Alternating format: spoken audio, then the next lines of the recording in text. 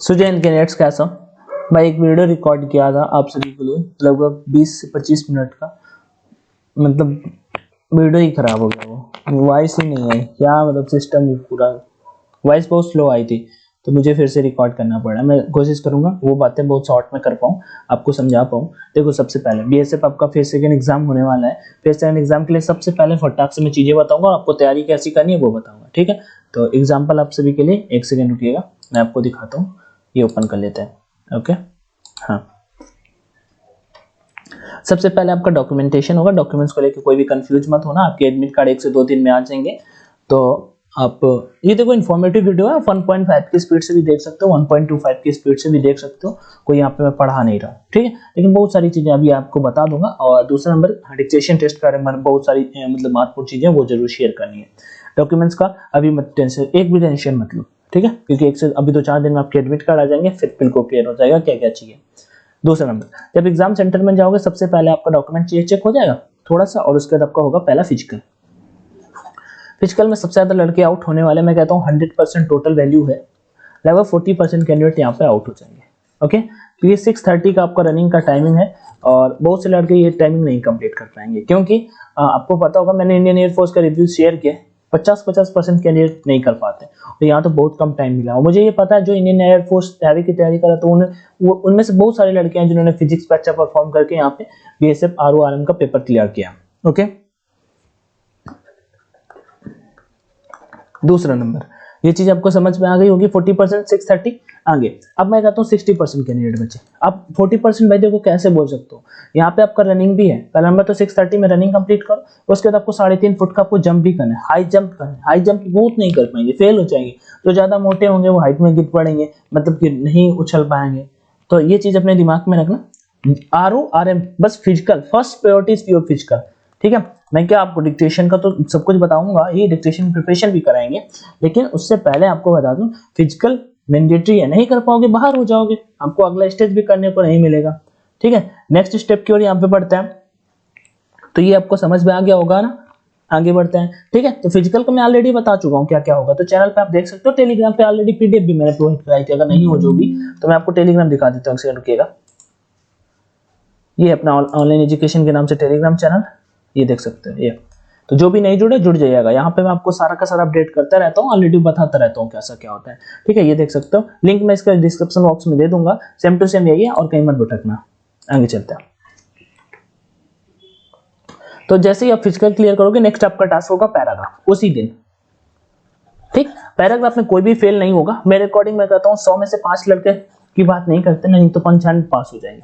कैसे? टाइम उनके पास कम होगा, आपको पता है सुबह मैं कहता हूँ जाड़े का टाइम है आपका फिजिकल कराने का, समझ सकते हो, बिल्कुल अच्छा वाला जाड़ा होगा।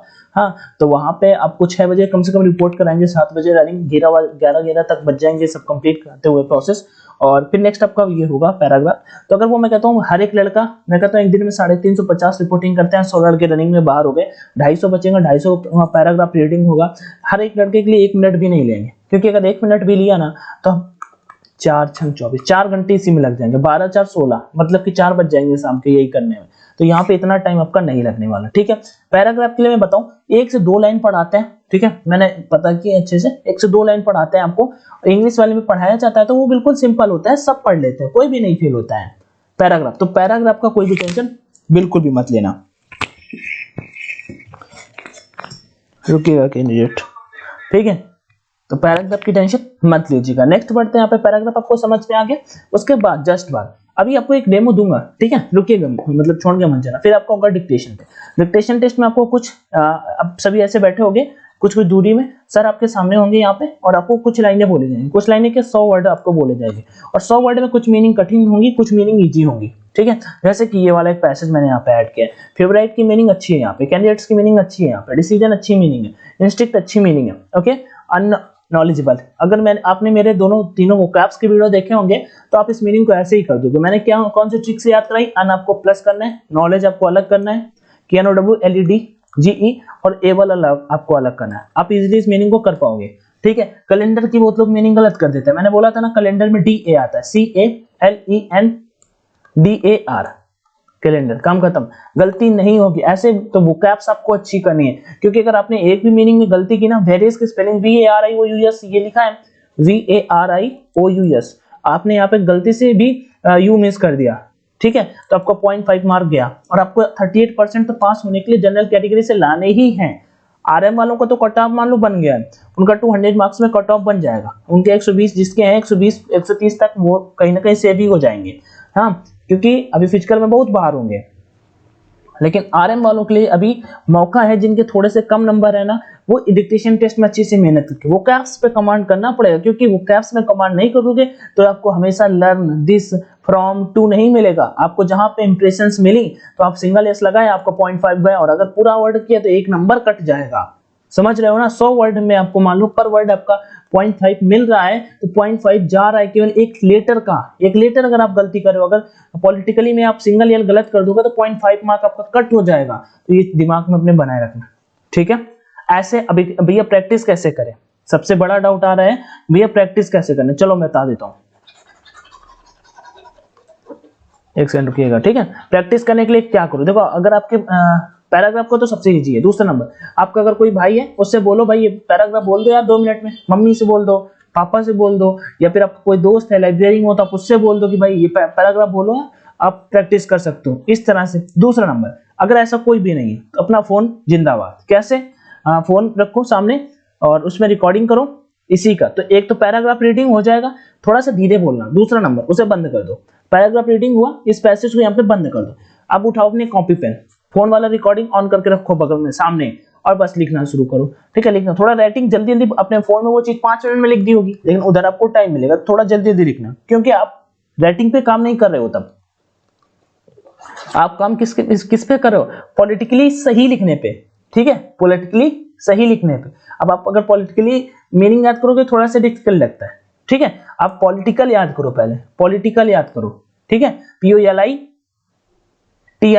और CAL, पॉलिटिकल याद करो, उसके बाद LLY याद करो, तब सही बनेगा यहाँ पे पॉलिटिकली, समझे। और अगर डिफिकल्ट, मैंने आपको 3 सेशन कराए वो कैप्स के, वो अटेंड कर लेना भाई, बहुत हेल्पफुल रहेगा। देखिएगा आपको जहां डिफिकल्ट वर्ड मिलेंगे, मैंने ट्रिक से याद करा दिया ऐसे ही, तो आप अगर जहां डिफिकल्ट हुआ आप उन मीनिंग्स को ऐसे ही याद कर लोगे, तो आपको ज्यादा कंफ्यूज होने की जरूरत ही नहीं पड़ेगी, ठीक है। और नहीं तो फिर मुझे क्या, मैं तो आपको बस सजेस्ट कर रहा हूँ कि ठीक है, ऐसे अगर आप वो चीजों को करोगे तो आपको काफी सारी वहां पे हेल्प मिलेगा।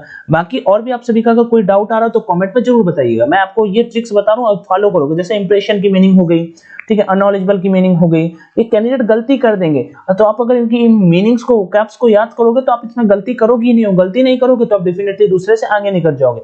आप पार्टिकुलर मीनिंग है अच्छे नहीं बता पाएंगे, पार्टिकुलर बोलने से क्या लग रहा है, कुलर LER, जबकि कुलर में AA मतलब होता है कूलर, CULAR होता है। तो इसकी प्रैक्टिस करोगे ना तो आपको हो जाएगा। पार्टी में मान लो कुछ गाना चलता है, कूला कूला, ऐसे याद कर लो, CULA, तो बस ऐसे कुछ ना कुछ रिलेट करोगे थोड़ा सा तो बन जाएगा, ठीक है। नहीं तो फिर आप रट्टा मारोगे भूल जाओगे। इंप्रेशन में बहुत सारे लड़के यस, सिंगल यस ही लगाएंगे, गलत कर देंगे, ठीक है। तो इस तरह से इन चीजों को आपको करना है। और फिर भी अगर आपको चीजें अगर समझ में ना आ रही हो तो मुझे जरूर कमेंट में बताइएगा, तो मैं वो सारे के सारे आपको डाउट्स क्लियर कर दूंगा। वन मोर इंपॉर्टेंट थिंग बताता हूँ, पहला नंबर तो टेलीग्राम पे जो नहीं जुड़े हो जुड़ जाइएगा।